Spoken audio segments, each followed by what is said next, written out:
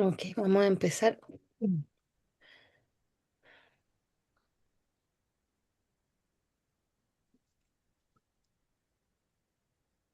Ahora sí.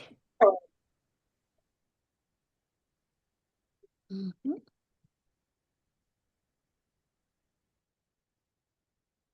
Ok. Bueno, muy buenas noches. ¿Cómo están? Mi nombre es Marian Dávila. Un gusto tenerlos hoy día a esta hora en esta charla. Es una charla que surge de querer responderme en términos técnicos qué es lo que está sucediendo en la traumaterapia en términos de evaluación. Siempre tenemos una brecha importante entre lo académico a veces, ¿no? El acceso a lo académico, o tenemos una brecha o porque nos falta tiempo, porque hay que especializarse mucho, los recursos, etcétera.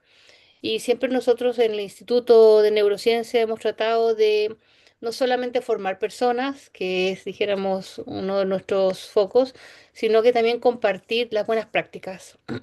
Gracias a Dios yo he tenido mucha suerte en poder hacer eso en muchas partes y me permite entonces como creer sinceramente que vale la pena compartir ciertas experiencias a lo largo del trabajo y de la investigación. Yo trabajo en neurociencias aplicadas al trauma, ha sido mi línea de toda la vida. Empecé con experiencia somática del trabajo de Peter Levine hace 20 años, cuando en realidad todavía no era psicólogo, y después me dio por estudiar psicología y especializarme en trastornos severos de la personalidad y en terapia focalizada en la transferencia, entre otras. Así que bueno, no quiero hablar mucho de mí, sino quiero compartir este rato con ustedes. Cualquier información, usted puede ingresar a la página del Instituto de Neurociencias.cl. También se los voy a poner ahí en el chat, qué sé yo, para que puedan, si gustan, revisar más antecedentes, ¿no? Hoy día nos convoca un tema muy difícil de trabajar. Va a depender mucho de la línea de investigación o de trabajo o de intervención de que tenga cada uno de ustedes. Básicamente porque hay muchas cosas interesantes que poder hacer con el tema de la traumaterapia a partir del año 90. Ya, a partir del año 90, lo dije en la charla anterior, la del domingo, que si ustedes quieren verla pueden después volver a solicitar o verla en Radio Conexión U en YouTube. Eh, lo interesante es que a partir del año 90 se abre una brecha en la psicología y en el trabajo en el trauma que tiene que ver con el embodiment o la corporalización, ¿no? Si bien es cierto, dijéramos seguimos avanzando desde esa fecha en adelante y aparecen nuevos términos, trauma informados, aparecen algunos conceptos que buscan como darle foco y seriedad a los diagnósticos, porque ¿cómo sabemos que tenemos traumas, no? Esa es la pregunta que queremos hoy día ver. Em, Igual yo preparé una guía básica para poder algunos elementos que serían relevantes para poder considerarlos como criterios evaluativos en base a mi experiencia y a mi recorrido, dijéramos, de formación. Lo cual no significa, obviamente, que no hayan otras miradas y, dijéramos, otros procesos que puedan ser interesantes para abordar. Es simplemente como para acotarlo en términos como muy más técnicos. Em, Espero que puedan como disfrutar esta charla y al final lo que le escribía, por favor, a las personas que si tienen alguna pregunta la dejemos para el final. Yo me puedo quedar un poquito más rato para las personas que estén interesadas en alguna consulta, alguna cosa que necesiten o que sea interesante que podamos compartir. ¿Ok? Entonces vamos a empezar.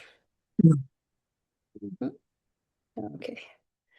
Estábamos con mucha gente hoy día, siempre hay estas personas, así que bueno. Em, Nosotros tenemos hoy en día el paradigma del trauma informado, ¿ya? Si nosotros no fuéramos a los diagnósticos tradicionales, ¿no? Que nosotros tenemos en el día a día, ¿no? Vamos a encontrarnos con el DSM-5, manual, y nos vamos a encontrar con el CIE-11, que son básicamente para los sistemas públicos, diría yo, y para los sistemas de salud, ¿ya? Em, Sin embargo, no es algo que realmente nosotros estemos todo el tiempo, al menos que estemos involucrados en estos sistemas, por decirlo de alguna manera, al tanto de este tipo de evaluación. Más que todo son criterios, ¿no? El DSM-5 nos va a mostrar criterios, nos va a indicar características, por decirlo de una manera más sencilla, de poder incorporar algunos elementos, ¿no? Que hagan que yo pueda como empezar a definir si esta persona está o no, dijéramos, en esta situación de ser una persona considerada con trauma. ¿Ya? Y la línea que trabajo yo, que es neurociencias aplicadas al trauma, que es un trabajo que he desarrollado con el tiempo, ha ido resonando, menos mal, con el resto de lo que ha ido evolucionando, ¿no? Por eso creo que ahí hay algo interesante que compartir. Permítame un segundo para poner en silencio algunos microfonitos que andan por ahí abiertos, a ver si lo pillo. Les voy a pedir, por favor, si pueden poner en silencio, porque somos muchos, muchos, muchos, entonces, eso, muchas gracias. Ok.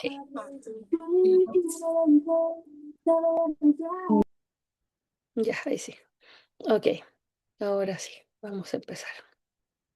Bueno, lo primero que quisiera compartir es dijéramos, el enfoque trauma informado, ¿ya?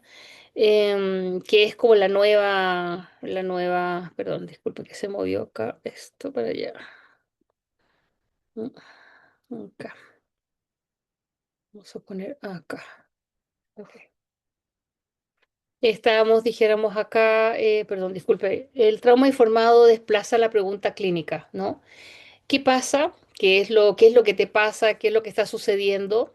A mirar las cosas que el paciente va compartiendo, como qué te pasó y cómo es que sobrevivió tu sistema neurobiológico al impacto de las experiencias de la vida, ¿no?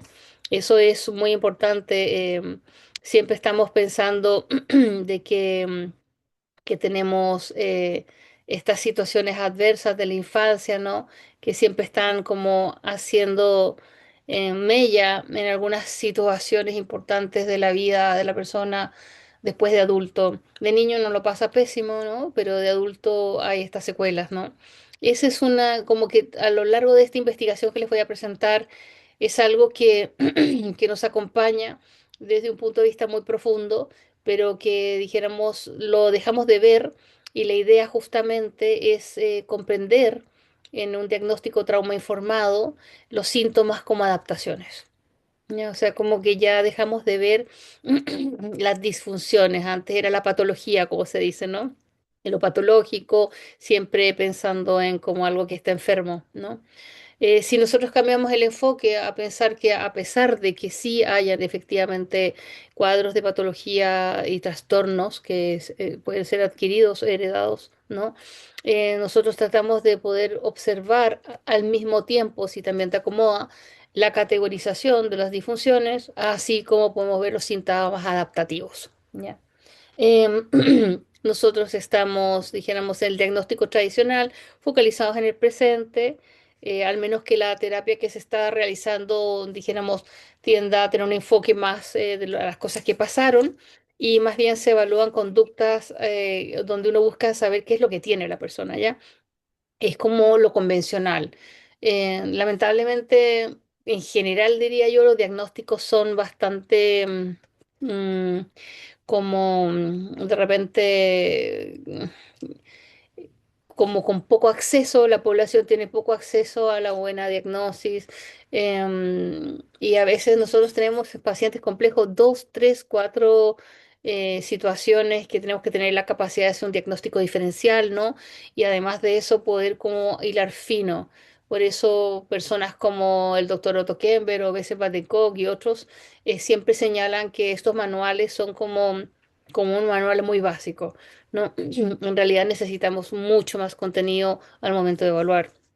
eh, en el trauma informado, que es lo que estamos como hoy día planteándonos poder mirar esta dimensión de la evaluación, ya se conecta el pasado con el presente. Tomamos en el presente aquello del pasado y lo traemos al presente para poder integrarlo, ¿no? Y ese es todo el loop que vamos a estar teniendo todo el tiempo, buscar dijéramos, salir de la fragmentación. Muchas formas de salir de la fragmentación pueden haber, ¿no? Yo solamente podría referirme acerca de, dijéramos, el trabajo que nosotros hacemos de curación somática, el trabajo que nosotros, dijéramos, estudiamos de Peter Levine, o también, dijéramos, de la terapia focalizada en la transferencia, que es con lo que yo también trabajo. Pero en realidad, además de todo eso, tiene que estar entre medio de la neurociencia, em, como un motor de la comprensión, de cómo seguir incorporando esta experiencia de la investigación en neurociencias en el trauma. Ahora es interesante porque en verdad lo traté de hacer también en esta charla. ¿Qué saco? A veces me pregunto a mí misma, ¿qué saco de hablar de la corteza orbital prefrontal o del núcleo accumbens o de la ventromedial, etcétera? Circuitos de, dijéramos, de distintos tipos en el cerebro. Si en realidad el terapeuta en general, si tiene suerte, lo vio alguna vez en la universidad como neuroanatomía, ¿ya? O como partes anatómicas del cerebro, no tiene ninguna comprensión más allá, ya al menos que sea un médico, o sea un neuroradiólogo, o sea un psiquiatra, ¿ya? Que ha hecho anatomía, fisiología, neuroanatomía, etcétera. Pero el psicólogo común, el terapeuta común, dijéramos, no estamos tan cercanos a eso.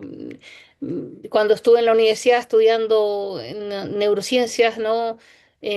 Tuve que aprender ciencias básicas, cómo funcionan las pupilas, cómo se abren, cómo se cierran, muchas cosas que tú dices, pero ¿por qué?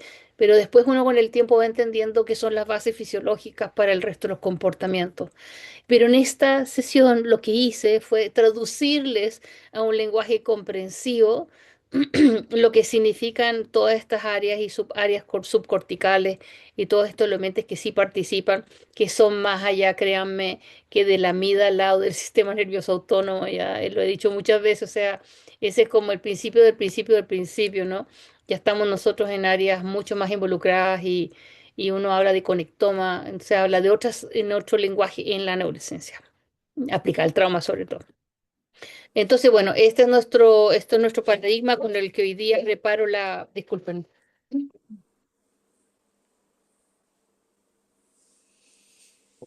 Marianda, hoy día dale. preparo la charla, así que Sí, vamos a avanzar. yo me inscribí para escuchar esto. Ok, les voy a pedir por favor que pongan en silencio para no estar preocupada de los micrófonos, para no desconcentrarme. Ok, entonces tenemos que hay alteraciones biológicas importantes en el cerebro, ¿no? Estas son como lo que uno diría de las investigaciones de los últimos 20 años, que ya es mucho tiempo, pero más o menos, dijéramos, ya está demostrado, ultra demostrado, hiper demostrado que el trauma crónico, el trauma, estrés postraumático crónico, todo lo que ya es trauma profundo, altera ejes principales en el cerebro, ¿ya? Sabemos toda la hiperactivación de la amígdala. eh, es una falla en el filtro de la amenaza y entonces estamos siempre en este estado de peligro, ¿no? Vamos a tener una hipofunción de la corteza prefrontal medial, o sea, no va a haber una falla en la regulación, ¿no? De arriba hacia abajo. ¿M? ¿Qué significa corteza cerebral? Toda la parte cognitiva, la parte emocional, ¿no? Y la parte sensorial hacia el tronco encefálico. Entonces, el sujeto, la persona no puede inhibir las respuestas de miedo.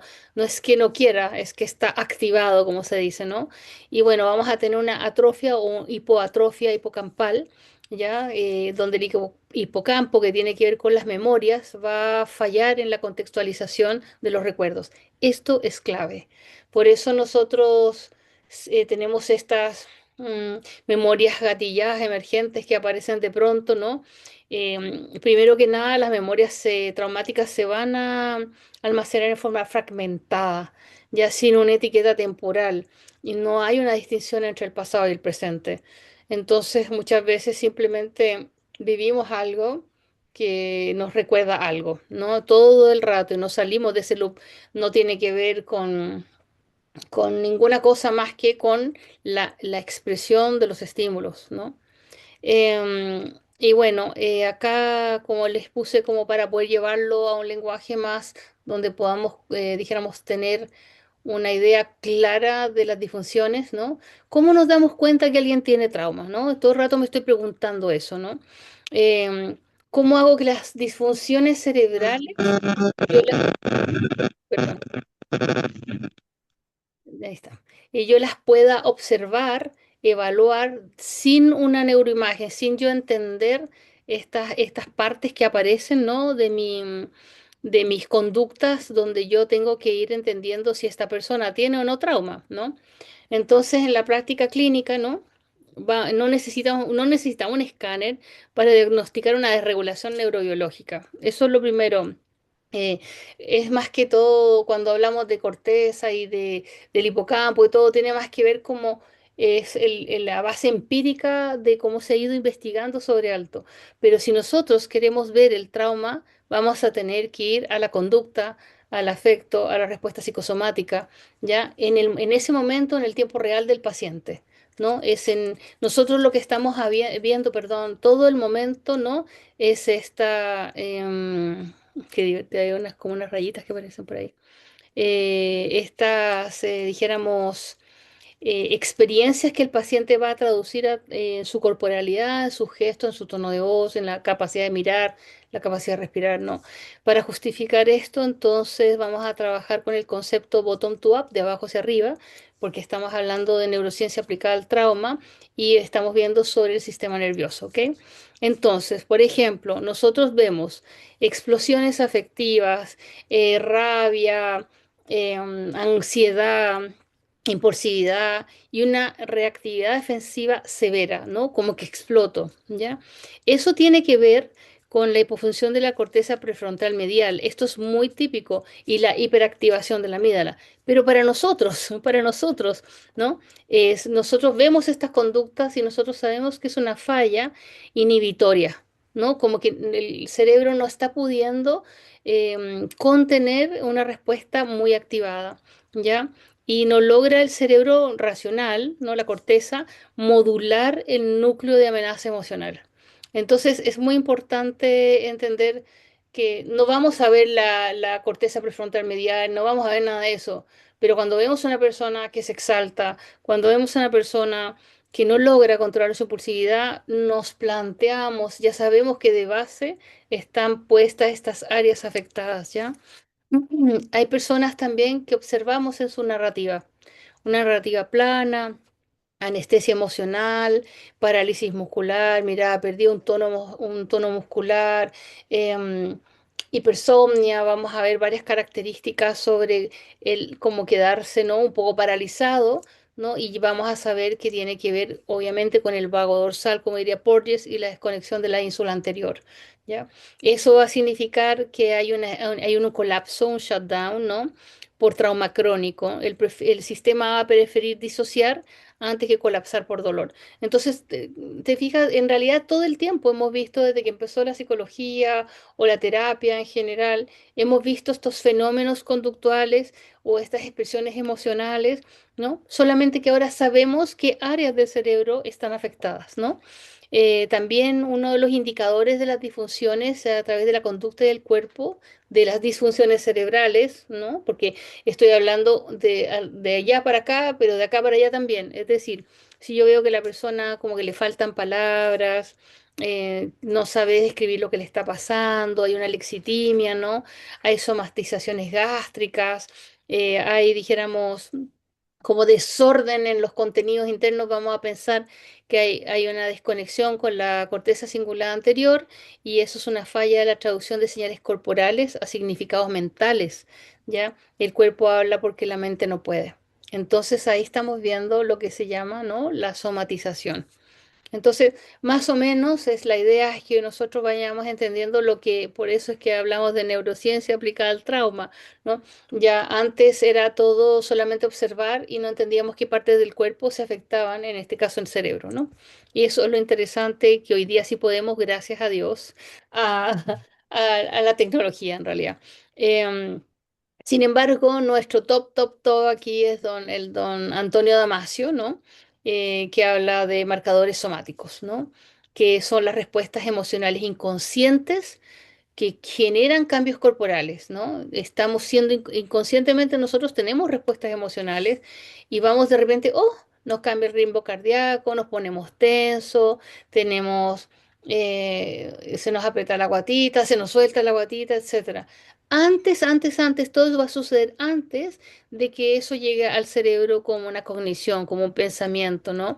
Y en pacientes traumatizados, estos marcadores están muy distorsionados o muy disociados. Entonces, la persona entra en cuadros de respuestas corporales sin tener a la base, ¿no? Algo que le esté diciendo qué es lo que le está pasando, ¿ya? Eh, Aquí vamos a hablar sobre trauma a nivel muy profundo, ¿no? Porges, que tiene sus divergencias con algunos científicos, porque en la respuesta de la frecuencia de la variabilidad cardíaca no sería exacta para el tono vagal, etcétera, una serie de ajustes metodológicos donde Porges ha contestado que en verdad son básicamente ciertas palabras que lo importante es que la teoría polivagal ha seguido investigando y avanzado y ha ido reformulando algunos procesos y afinando como todas las ciencias en este tiempo. Plantea la conexión social, ya que es muy importante porque el trauma responde por estas vías, o sea, la persona, nosotros lo vemos cuando la persona está traumatizada, vemos que no lo socializa bien en algunos casos, le cuesta estar segura, le cuesta regularse con otros, también la movilización, ¿no? Hay mucha respuesta de lucha, de huida, o hay mucho congelamiento en el vago dorsal, un colapso, una sumisión y una desconducción profunda y disociativa. Entonces nosotros tenemos las emociones por un lado, que son muy relevantes y a veces inconscientes, imagínense, y la persona le está pasando esto, no tiene idea por qué le pasa. Eso me acuerdo mucho cuando nosotros en la universidad nos decían la ansiedad flotante, la angustia flotante, ¿no? Como elementos que le decían a uno que, oh, como que están ahí y no se entiende por qué. Van der Kolk también, como se señala en su libro tan famoso, ¿no? El trauma inscribe una huella física que altera en forma el cerebro al procesar el mundo.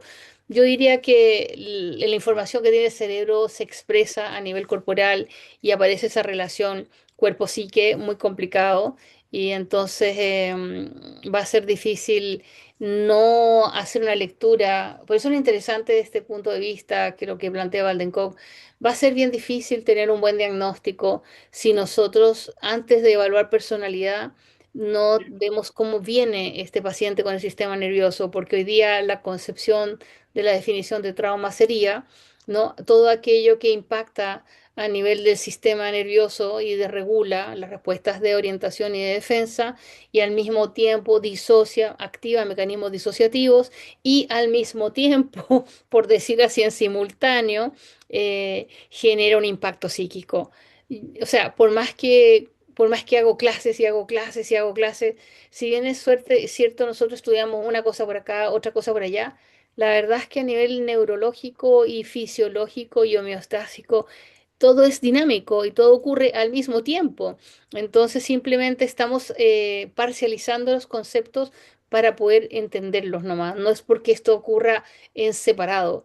¿No? El pensamiento emerge por la función neurológica de las neuronas y de los neurotransmisores, y estos patrones eléctrico-químicos van a representarse de una manera que es genéticamente establecida, pero sin embargo aparece la interpretación de aquello que se siente y se percibe, toda una historia, ¿ya? Pero va todo junto. Aquí está tratando un poco de encontrar los elementos como básicos. Don Giacomo Risolati, ¿no? Y por que nos habla de neuronas espejos, que también cambia la visión de todo junto con Damasio. porque Rizzolatti dice, bueno, estamos aprendiendo, estamos observando, estamos recibiendo informaciones de aprendizaje a través de las neuronas espejo y la neurocepción, ¿no? Que es la capacidad del cuerpo de sentir los espacios seguros o los espacios en peligro o en amenaza de vida. Entonces, todas estas condiciones que nosotros tenemos genéticamente establecidas se pueden llevar a terapia. De aquí es un poco lo que plantea Porges, que plantea en la yoga sensible al trauma, Van den Kolk, y que va a plantear Peter Levine también en somática, ¿no? Llevar esta capacidad que nosotros tenemos de responder y hacer esta lectura también como algo que puede ser incorporado, ¿no? Dentro de la misma sesión, como una capacidad del terapeuta también de ponerlo a disposición de la intervención, lo cual es muy importante. Vamos a ver aquí, un silencio ya. ¿Cómo vamos a hacerlo? Como habíamos dicho, no necesitamos el escáner, lo que necesitamos es observar, lo vuelvo a repetir, conducta, afecto y respuestas psicosomáticas en el tiempo real del paciente, ¿ok? Para ir avanzando. Y aquí fue mi primer cuadrito que le hice para que veamos cuáles son las áreas. Y es muy interesante, observen lo importante. Imagínense un bebé, un joven que no ha tenido la educación, dijéramos, afectiva, que no ha sido tratado adecuadamente, que ha recibido maltrato, violencia, negligencia, abandono, todo tipo de vulneración traumática, etcétera, violencia sexual, explotación. Em, ¿Qué es lo que estamos viendo, ¿no? Vemos estas explosiones, ¿no? Y aquí se fijan que siempre la parte frontal, sobre todo en el control de impulso, va a estar muy comprometida, ¿ya? Va a estar muy comprometida. Entonces, son estos chiquillos que no pueden contenerse, que hay demasiada respuesta de defensa, ¿no? Esta interacción en partes profundas del cerebro con el área frontal.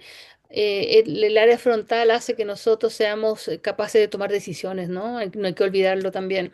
Entonces queda inhibido esa funcionalidad de la función ejecutiva, perdón la redundancia, ¿no? Y por el otro lado, en otras personas, el colapso es que tu cerebro se apaga. Observen acá cómo, dijéramos, responde el tronco encefálico, la ínsula, la parte dorsal vagal, ¿no? Como un congelamiento cerebral, ¿no? Muy profundo, hay una anestesia y hay una retracción, y eso me hace recordar estas depresiones severas como tremendas, como la desconexión con la vida, el no saber qué quieres hacer, muy profundo, ¿no? Casi en la parte como más suicida. Y acá nosotros vemos que aparece como esta desconexión de la corteza cingulada que tiene que ver con que nosotros quedamos como bien desprotegidos, ¿no? Y una parte muy profunda de la corteza, dijéramos, falla y aparece esta dificultad para poder expresar en la narrativa. Entonces, imagínense, por ejemplo, una persona que va a terapia por la palabra y en ninguna, o sea, por lo menos si tuviese algún problema de este estilo, no le va a encontrar las palabras para expresar. Y uno en gente joven, en niños, tiene esa dificultad, siempre vamos a tener la dificultad de que la persona se pueda expresar, porque no tienen todavía muchas veces configurado toda la red, ¿no? Y por el otro lado, si yo me paso como de lo neurobiológico exactamente y me voy hacia la estructura, en mi caso que yo vengo, dijéramos, de la línea TFP, nosotros en la mente cada vez estamos analizando si la persona presenta difusión de identidad, si tiene representaciones sin días internalizadas, ¿no? Mucho disociación, ¿no? Y si esa disociación y esta disfunción de la personalidad va a generar mecanismos de defensas primitivos, ¿no? Como la escisión, la identificación proyectiva, y vamos a estar en un mundo turbulento, ¿no? Eh, no solamente lo puse así como para como pegarse una revisada, ¿no? La difusión de identidad, dijéramos, tiene que ver con pacientes con trauma complejo algunas veces y muchas veces en la organización limítrofe de la personalidad. Entonces, y tú ves a estas personas que tienen representaciones de sí mismo y de los otros, de los objetos, inestables, contradictorias, fragmentadas. Entonces, a mi modo de ver, en algunos casos, no, la misma difusión de la personalidad me está hablando del trauma, ¿no? De cómo el trauma ha reescrito este self y lo ha dejado realmente en un estado de colapso.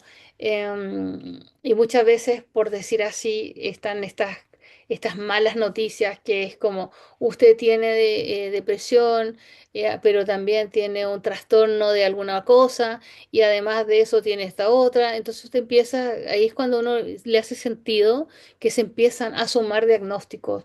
Entonces, poniéndolo del otro punto de vista, no es cualquier cosa tener una fragilidad estructural o una, problemas disociativos o escisiones, ¿no? Más encima, trauma, ¿ya? O sea, como son como cuadros de mayor complejidad, mayor sensibilidad. Por lo tanto, es muy importante organizar la trauma, dijéramos, la personalidad, porque puede ser que una buena personalidad pueda sostener mejor a una experiencia traumática. Una persona que no tiene una estructura sana, que está con harto problema de personalidad, va a sufrir mucho más, pienso yo a veces, que una persona que tiene mejores recursos, ¿no? Para nosotros, dijéramos, algunos conceptos clave tiene que ver con este trauma temprano, ¿no? Que son estas diadas que se llama en TFP, que son polos positivos y negativos, ¿m? Que son como constructos psíquicos que uno va adquiriendo y, como les decía, em, eh, hay hay además emociones y sentimientos y sensaciones que quedan en este niño joven, como si aquello que está afuera, que se supone que es lo seguro, lo que le va a dar protección, se vuelve algo persecutorio, traumatizante, ¿ya? Y él también entra en esta dinámica de un yo víctima maltratado y esto muy unido por la rabia o el terror, ¿ya? Esto es también muy importante, sobre todo cuando trabajamos con un paciente en la transferencia y nosotros sentimos la contratransferencia del otro, sentimos la angustia, el terror, el miedo, el congelamiento del otro y tenemos que trabajar con esa transferencia en el paciente.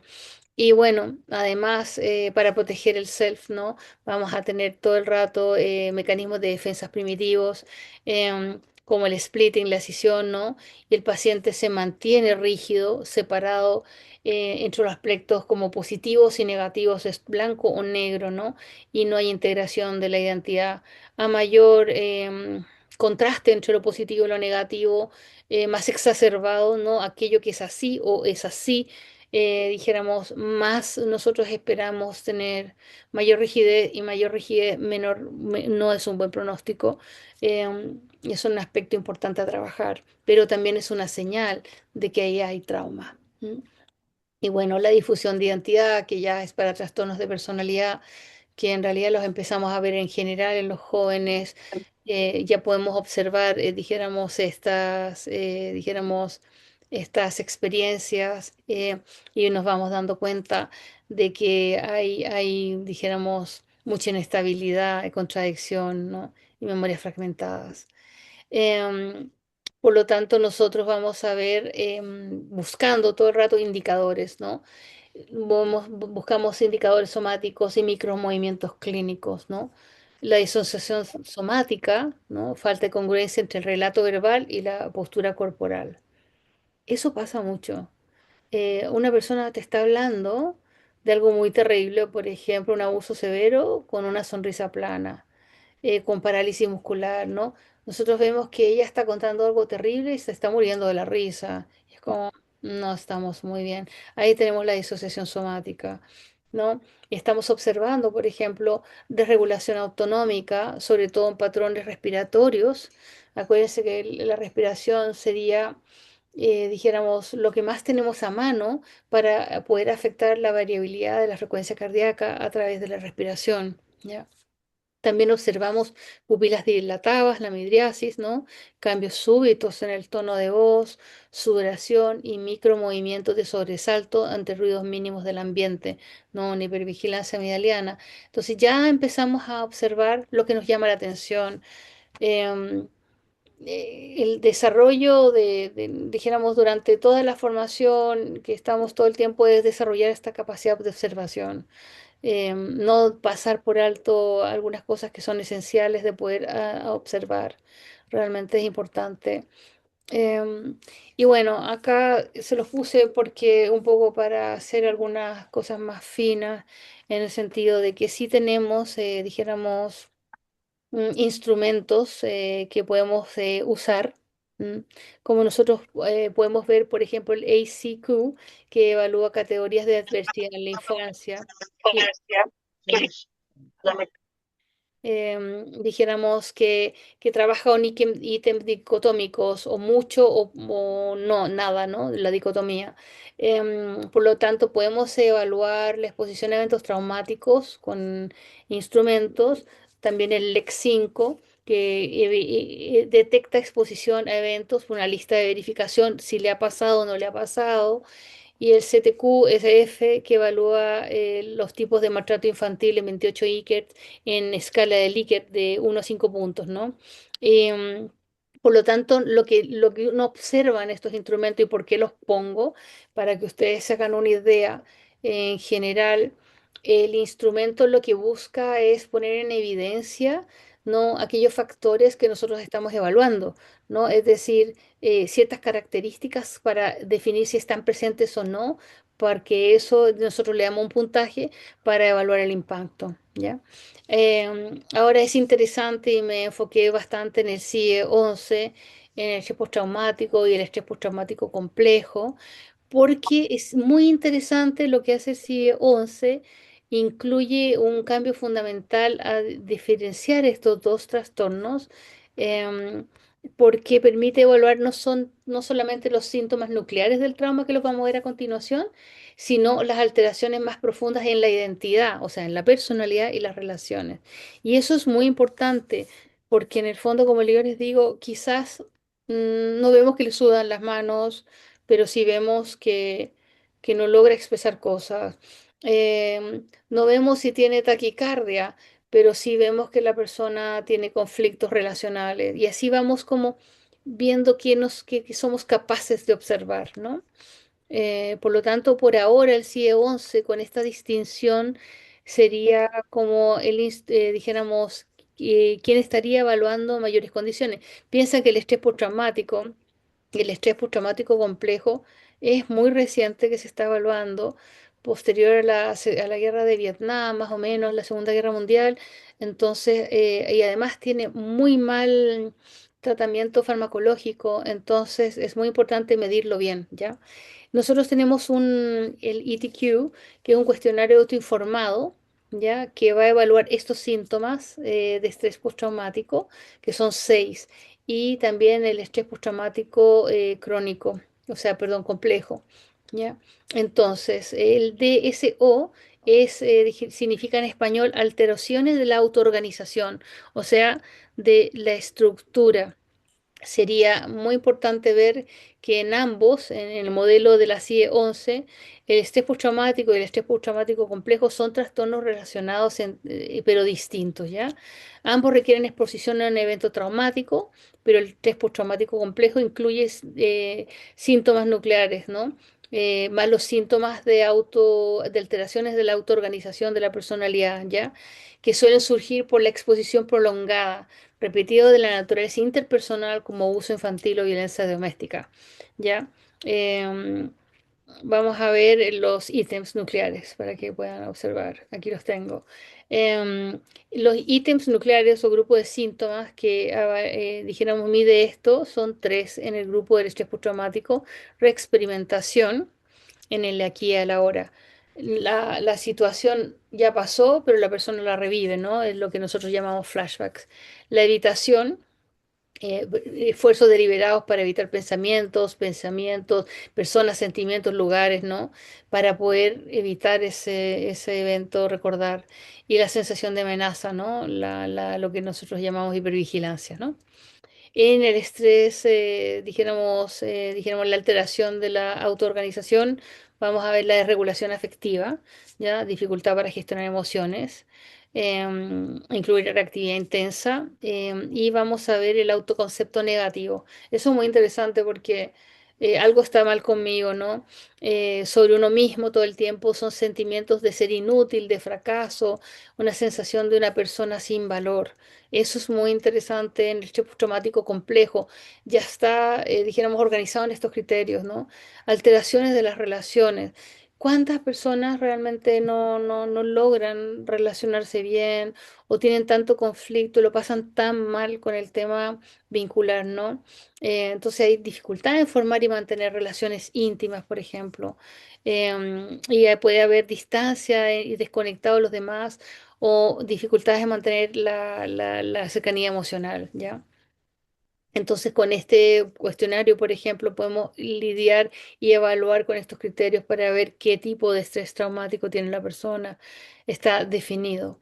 Y tenemos, solamente se los puse porque después vamos a ver la guía que les desarrollé para que podamos aplicar algo más concreto.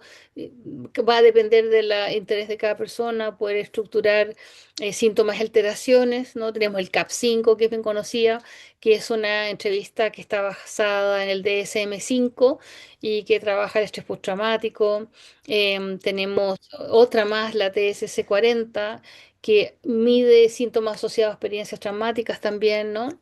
Síntomas disociativos, vamos a medir regulación emocional en distintas entrevistas, ¿no? Va a depender de lo que usted quiera evaluar. ¿M? Hay varios cuestionados, o sea, me interesa mucho el CTS, que son unos screener, ¿no?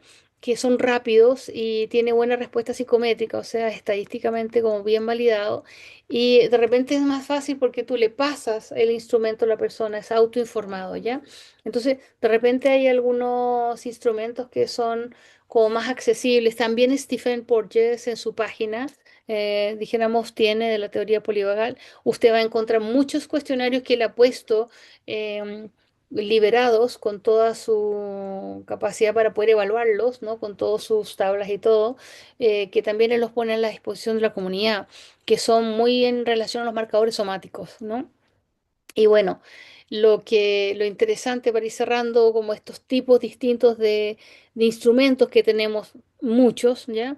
Pero que van a depender según el tema que usted va a evaluar, como sale acá, ¿no? O emociones, o estrés postraumático, o experiencias, o violencia infantil, como estuvimos viendo. Todos estos instrumentos son específicos para ciertos puntos de trabajo, ¿ya?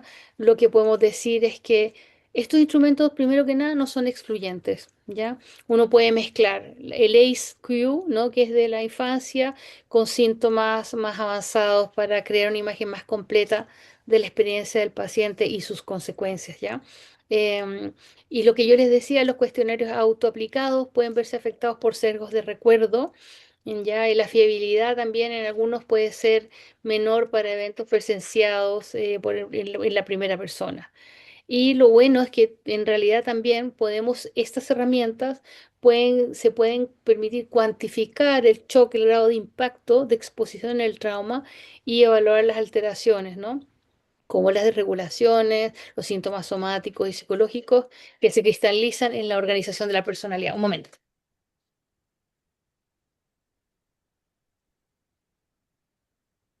Perrito, quiere pasar. Ya. Ok.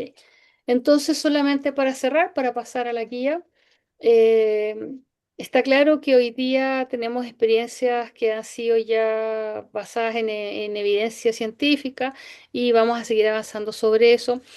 A uno le gusta más la idea, a otro le gusta menos, no hay problema. En realidad nosotros creo que desde que yo empecé el año 2006 a la fecha, he visto colegas que me decían, ay, Marian, me acuerdo, esto es la cuestión que esto está ahí todo el santo día diciendo de somática. Es como si hace 10 años, ¿te acuerdas? Sí, hace 10 años. Entonces, o sí, la corporalización. Entonces, claro, yo me la tomo con calma porque después de 20 años de estar en este tema, uno va viendo que efectivamente no van apareciendo estas investigaciones, estudios clínicos de 2015, como ustedes pueden ver, 2017, que hemos trabajado cómo dirigir la atención en forma deliberada a las sensaciones interoceptivas y propioceptivas, ¿no? Interoceptivas que están adentro, propioceptivas que están en relación a nosotros, a nuestro, cómo nos sentimos en el momento, a nuestra posición, a nuestra ubicación en el espacio y cómo eso logra modificar los patrones de conectividad de la red neuronal por defecto y normalizar la conectividad a medida de la prefrontal. ¿Se acuerdan que les mostré reduciendo síntomas de estrés postraumático sin necesidad de reexposición cognitiva verbal prolongada, ¿ya? ¿Qué significa volver a repetir una y otra vez? No sé, pero ¿cuántas veces los pacientes dicen, sabes que yo no quiero hablar más de mis temas, quiero trabajar nomás con lo que usted me haga. No quiero escuchar más mi historia, yo mismo ya no quiero más que repetir, ¿no? Como la retraumatización. Eh, y bueno, nosotros en el Holding Point Process, en el ámbito psicofisiológico y en curación somática, que es lo que trabajamos nosotros, usamos el tacto terapéutico y la estimulación de puntos neurosomáticos para organizar la coherencia cardíaca. Y también nosotros tratamos de trabajar con la armadura somática y tratar de enviar señales al tronco encefálico y al tálamo para romper estos bucles de retroalimentación de una neurocepción de peligro, ¿ya? Permitiendo que los patrones de integración de contenidos disociados puedan integrarse, ¿no? Y es un trabajo que hacemos en ese sentido, que vamos aprendiendo clase a clase. Y bueno, acá les puse una guía de observación clínica, pensando que quizás algún día ustedes formen parte de esta comunidad o sigan el camino somático. Em, Nosotros, dijéramos en PHP, en curación somática, trabajamos básicamente es un programa que he desarrollado. Tuve la suerte de conocer a Catalina Ureta, que es la que me transmitió el PHP y el desarrollo de la neurociencia aplicada al trauma ha sido de mi aprendizaje e investigación. A mí me gusta mucho usar los criterios estructurales básicos de las tipo R, ¿ya? Las tipo R es dijéramos, es un cuestionario desarrollado por el doctor Kember y su equipo, donde nosotros evaluamos a través de 59 preguntas cómo es la estructura de la personalidad y si tiene difusión de identidad o un trastorno de personalidad. Eh, Así que nosotros usamos mucho, sin embargo, esos criterios, ¿no? Análisis funcional, las relaciones sociales, el desarrollo laboral, el desarrollo educativo, los hobbies y la intimidad, la hobbies y la intimidad de la persona, es la función. Y también observamos radios, ¿no? Que es del tipo realidad, juicio realidad, calidad de la relación del juicio realidad, agresión, damos por hecho que la persona tiene un grado de agresión, todos los seres humanos, como la controla es en la historia, defensas, ¿no? Mecanismos de defensa, que todos tenemos mecanismos de defensa, cómo esto funciona, en qué grado de madurez tienen, identidad, la personalidad, si está constituida, está integrada o está difusa, las relaciones del objeto, ¿no? Con relación a los afectos y a la construcción de estos, y el superyo o dijéramos, el sistema de valores, como la integración de las voces internas en la edad temprana acerca de, ¿no? estos mandatos, ¿no? Entonces, incorporamos eso, como les decía, mucho analizamos el tema de la empatía, el aprendizaje vicario, el trauma vicario. Estamos viendo también lo que es marcadores somáticos, todo lo que es la emoción. También vemos mucho la interocepción predictiva de Feldman-Barrett, ¿no? Y la capacidad de mentalización de Bateman y Fonagy. Así que les hice un cuadradito para cada una de las cosas que nos vamos a fijar, ¿ya? ¿Qué es lo que nosotros vamos a fijarnos en la regulación autonómica y en las huellas somáticas, ¿no? Mirando hacia Porges, Damasio y Van der Kolk. Vamos a ver patrón respiratorio, respuestas vasomotoras, ¿no? La sangre, el color, la piel, etcétera. Pérdida de la agencia corporal, el control, ¿no? El colapso hipotónico, hipertónico, ¿no? La rigidez. Y vamos a observar los micromovimientos de sobresalto.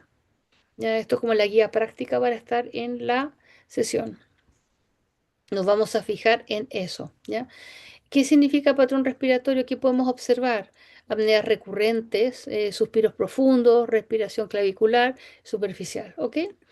Para empezar, en las respuestas vasomotoras, ¿no? Vamos a tener cambios en temperatura, cutánea, enrojecimiento, palidez, y en la pérdida de agencia, como le decía, posturas rígidas, ¿no? Y vamos a ver acá en los micromovimientos de sobresalto, reacciones motoras exageradas ante ruidos mínimos. ¿Ya? Como, oh, eso tampoco es tan normal. Ya nos podrá pasar de vez en cuando, pero a cada rato no sería lo lógico, ¿no? Y nosotros, bueno, vamos a ver que en el significado clínico los patrones respiratorios están asociados a la movilización con alta carga simpática, ¿ya?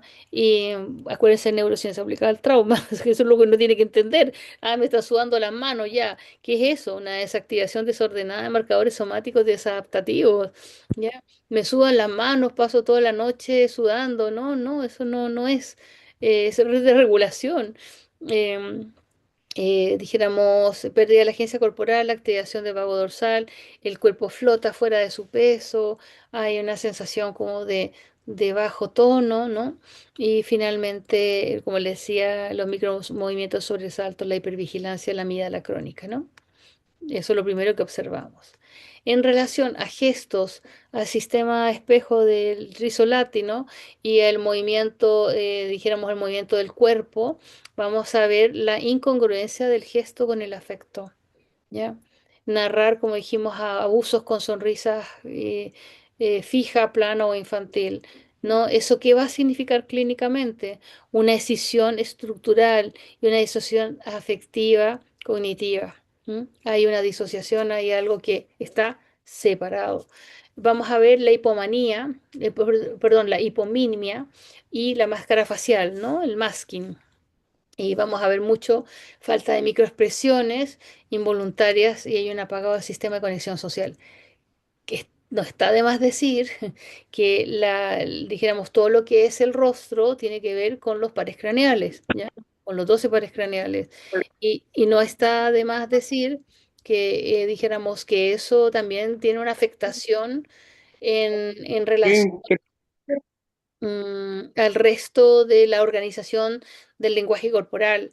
Ya, por lo tanto, aquí no está de más decir que los microgestos, los tics aparecen, ¿no? Con estas sobrecargas.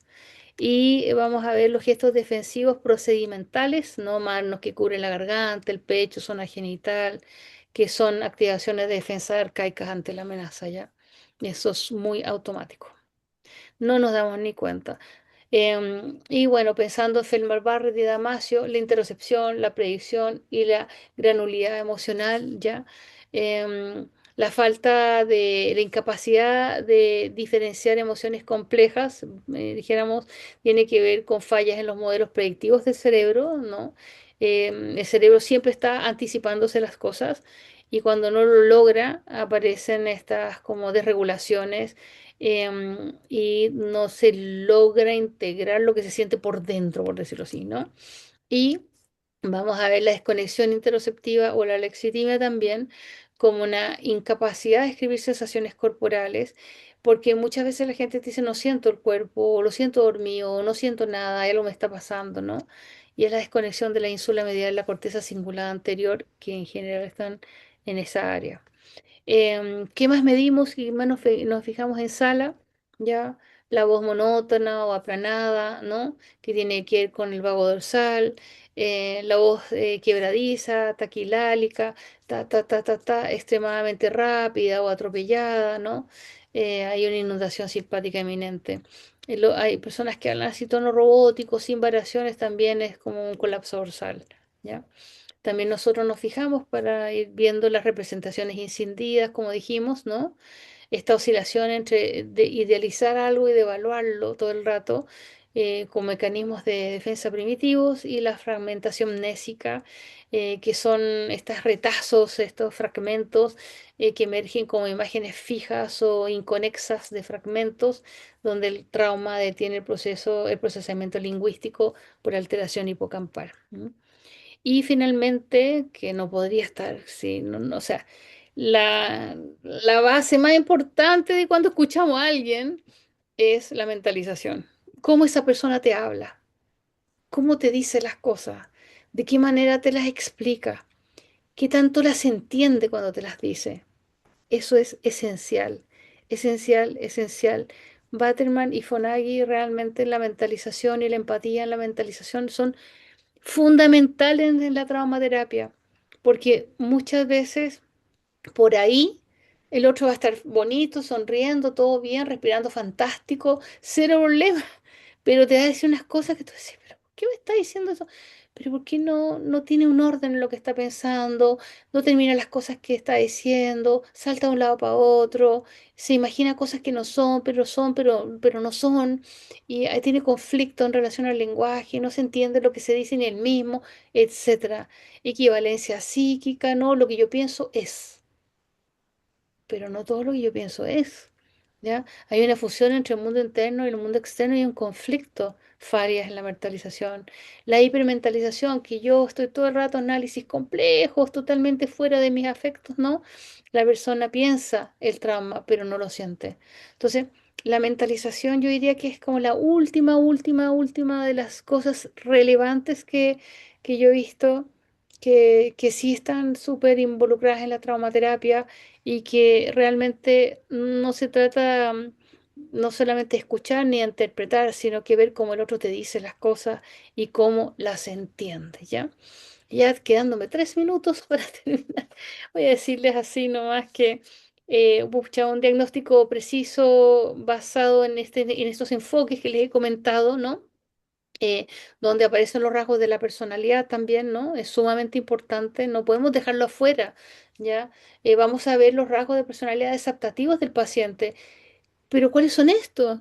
La desconfianza extrema, por ejemplo, la impulsividad, la fragmentación relacional.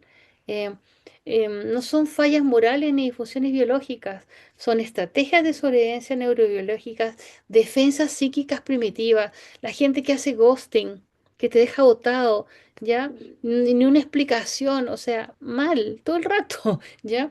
Son estas defensas psíquicas primitivas que se consolidaron en fallas relacionales traumáticas tempranas. Y volvemos al inicio de las fallas relacionales traumáticas tempranas, ¿no? Si usted quiere entender esta clase y quiere la base de esto, está en la clase anterior, ya que hablo justamente de las relaciones objetales. ¿Y qué nos permiten estos enfoques, por los cuales yo los he tenido acá escuchando harta información? Evaluar con precisión el tipo de trauma, simple, complejo, categorías, ¿ya? Y el grado de la afectación de los síntomas nucleares. Podemos cuantificar la alteración en la identidad y las relaciones que son puente directo con la teoría de personalidad de Kemper, ¿no? Usar distintas herramientas con sólida evidencia empírica alineadas al rigor científico y observar en vivo marcadores somáticos y autonómicos que revelan la huella del trauma en el cuerpo.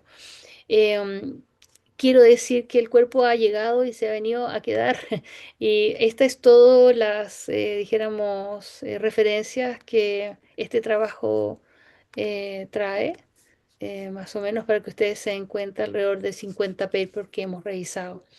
Entonces, es lo que yo les puedo compartir, dijéramos, es lo que nosotros estamos siempre trabajando en nuestra formación, cada uno a su ritmo, cada uno a su paso.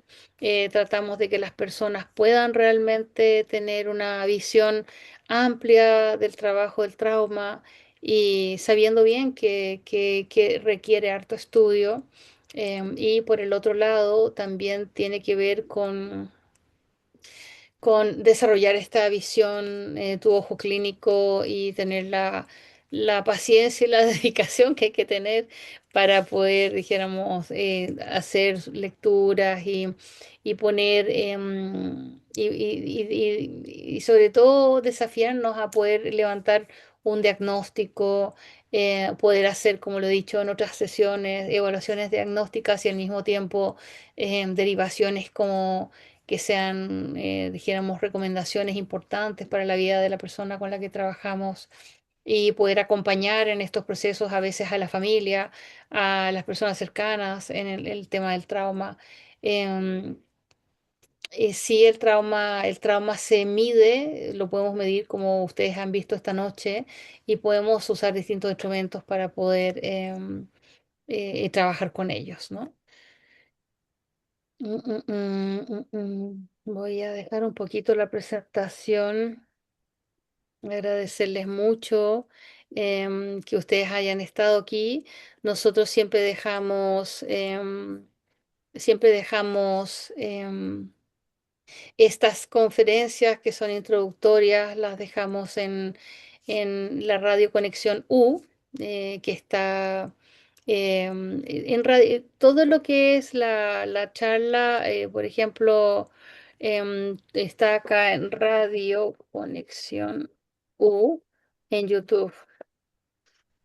Ya ahí van a encontrar varios ciclos de charla que hemos dado que son introductorias al trabajo de nuestra formación. Espero que hayan podido disfrutarlo. Nosotros empezamos nuestra formación ahora el 8 de agosto. Voy a ver acá si un paciente no recuerda en su adultez. Em, o sea, pensando en la pregunta de Pamela, acuérdense que el problema no es que nos acordemos de las cosas, el problema es que el cuerpo se acuerda de las cosas, que nosotros no queremos que se acuerde. No, en general nosotros tratamos de estar aquí ahora, pero es una de las estrategias, acuérdense, de la disociación. Entonces muchas veces no nos acordamos. Después dice una persona con trastorno neurológico funcional. Ah, claro, no el desencadenante fue el estrés laboral. Sí, muchas veces el estrés es mortal. Em, claro, cómo una persona se puede enfermar por un trabajo que le gusta. Em, comprender cómo ocurre eso, por qué el estrés. eh, ok. Ella está preguntando por qué el estrés puede llegar a un nivel que te puede enfermar, ¿no? Acuérdense que nosotros tenemos una capacidad y el cuerpo cae en el agotamiento y el agotamiento genera, sobre todo el estrés, genera una reducción de los neurotransmisores y un alza en el cortisol. Entonces eso genera un descalabro hormonal y neurotransmisores, pero sobre todo depresión. Entonces tenemos que tener clara la curva de cortisol en el cerebro para no intoxicarnos por cortisol y no desaparecer los neurotransmisores. Esa sería un poco como una muy simple respuesta, pero que tiene que ver con lo que comenta Sole. El instrumento de trama están válidos para Chile.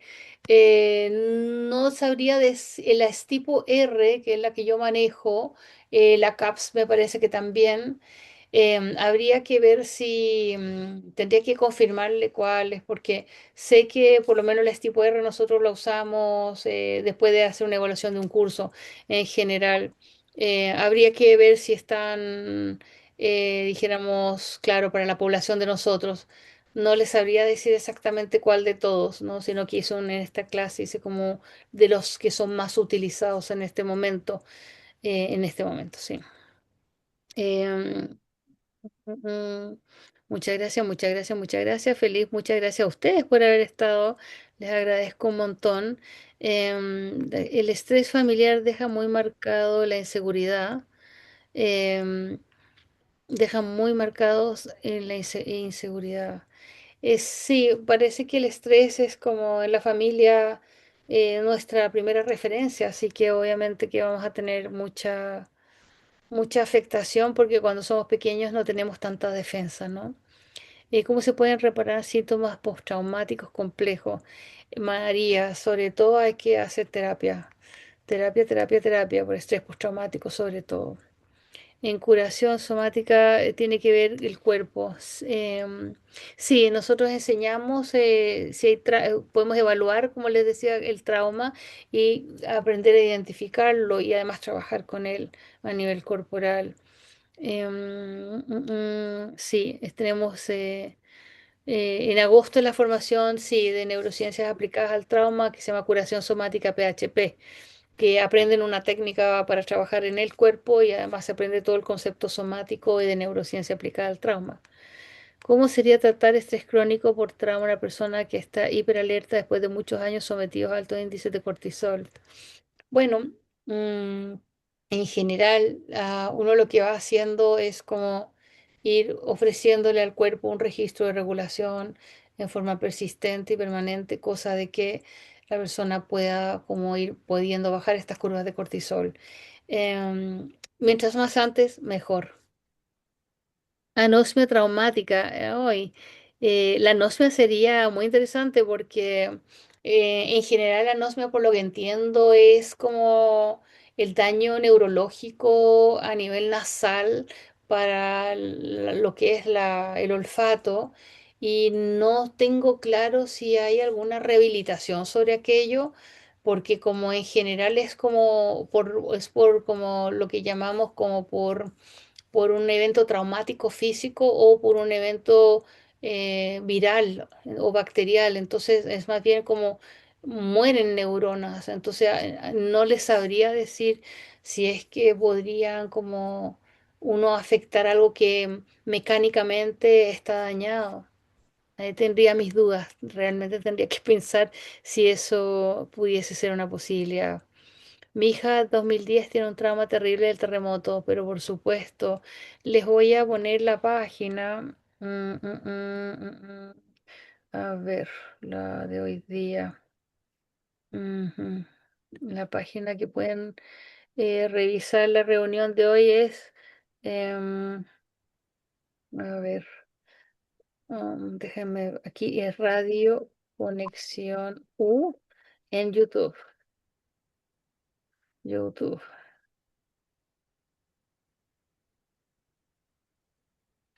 Ujú. Gracias, gracias, gracias. Em, si usted quiere entrar a recibir en nuestra página terapia, nosotros tenemos una parte en la página web, usted va a encontrar terapeutas, tiene distintos